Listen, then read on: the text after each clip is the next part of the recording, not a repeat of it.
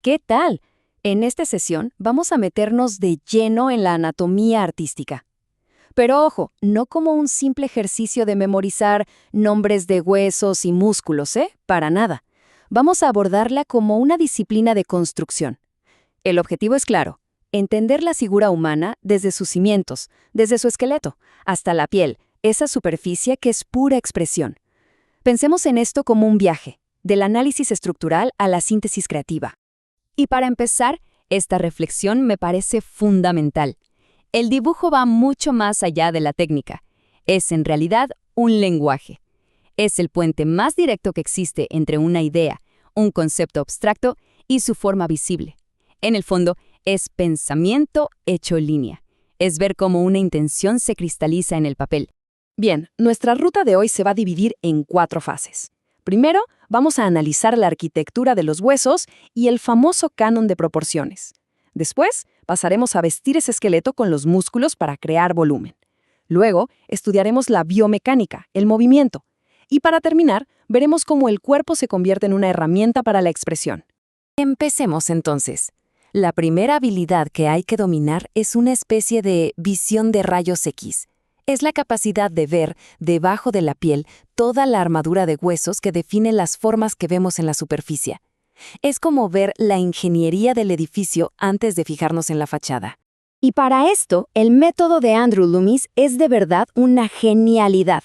Nos da una forma magistral de simplificar algo tan complejo como el cráneo. Se parte de una esfera, simple. Luego se le cortan los lados, los planos temporales.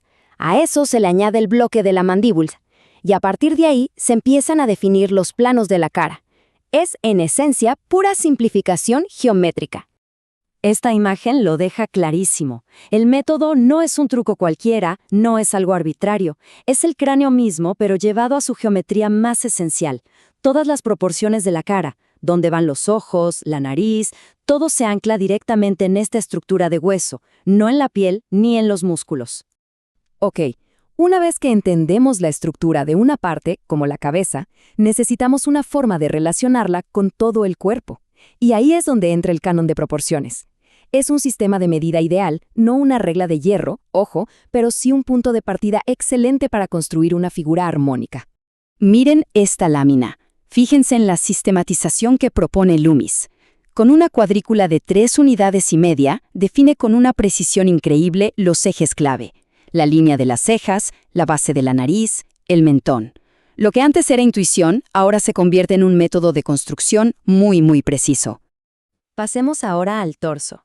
Para analizarlo, lo vamos a reducir a sus 2 grandes volúmenes. Por un lado, la caja torácica, que podemos pensar como una especie de huevo, y por otro, la pelvis, que la podemos imaginar como un bloque, como una caja. Esas son las 2 grandes masas que articulan todo el tronco.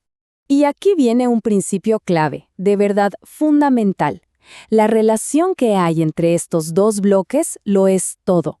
Cómo se inclinan, cómo giran, qué tan separados están. Todo eso define por completo la dinámica de la postura. Dicta si la figura se ve estática y rígida o, por el contrario, fluida y llena de vida. Muy bien, pasemos a la segunda capa de nuestra construcción. Ya tenemos la arquitectura de los huesos definida. Ahora vamos a vestir ese esqueleto. Vamos a superponer los grupos de músculos que son los que crean el volumen tridimensional, la forma externa del cuerpo. Aquí es donde la figura de verdad cobra vida.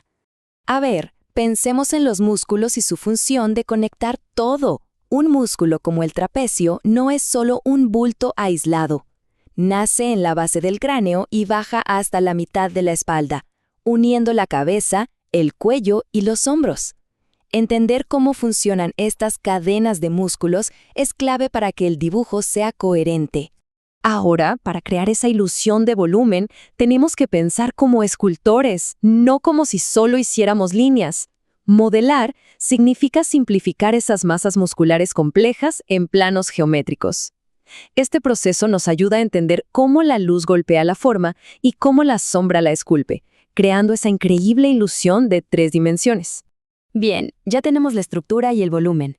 Ahora viene el gran reto: capturar la energía, el movimiento. En esta sección nos vamos a enfocar en la biomecánica del cuerpo.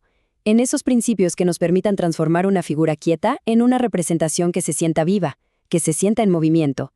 El primer concepto, aquí, es el de ritmo, que se materializa en la famosa línea de acción. Loomis la describía como el ininterrumpido correr de la línea. ¿Qué es? Es un solo trazo, un vector de energía que resume la esencia del gesto, la dirección principal de la fuerza. Y es lo primero que se dibuja, antes de cualquier detalle. Por ejemplo, miren a este lanzador de jabalina. Toda la energía de ese movimiento, desde el pie que se ancla al suelo hasta la punta de los dedos, se puede resumir en una gran curva en forma de S que atraviesa todo el cuerpo. Esa es la línea de acción. Es como el ADN del gesto. Ahora, en esta figura del arquero, el tema principal es la tensión. La línea de acción aquí no es una sola, sino un sistema de fuerzas opuestas. El brazo que empuja el arco y el brazo que tensa la cuerda. El dibujo se convierte casi en un diagrama de física. Y fíjense, incluso visto desde atrás, la misma acción nos muestra una línea rítmica distinta, pero igual de potente. Se siente la torsión de la columna, la contracción de los músculos de la espalda. El gesto es claro, es inmediato y está cargado de energía a punto de liberarse. El movimiento es un diálogo constante con la gravedad. La línea deplomada, una línea vertical que podemos trazar desde el hueco del cuello hacia abajo, nos ayuda a analizar cómo se distribuye el peso y dónde está el centro de gravedad. El cuerpo se está reajustando todo el tiempo para no caerse y el dibujo tiene que mostrarlo. Y esto nos lleva directo al famoso contraposto. Es la fórmula clásica para romper con la simetría y la rigidez. Imaginen, el eje de los hombros y el eje de las caderas se inclinan en direcciones opuestas. Esto crea una curva en la columna que transmite relajación, un equilibrio dinámico y la sensación de que hay un movimiento a punto de suceder. Y llegamos a la cima de nuestra montaña, la expresión. Ya hemos construido la estructura, ya sabemos cómo articular el movimiento.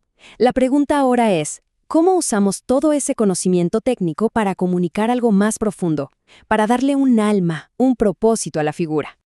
Es importantísimo recordar esto. Saber mucha anatomía es solo una herramienta, no es el fin. La precisión por sí sola puede darnos una figura muy correcta académicamente, pero muerta, sin vida. El verdadero objetivo es usar todo ese saber para interpretar y expresar una emoción, una idea, una historia. Lo que nos lleva a una pregunta que me parece fascinante.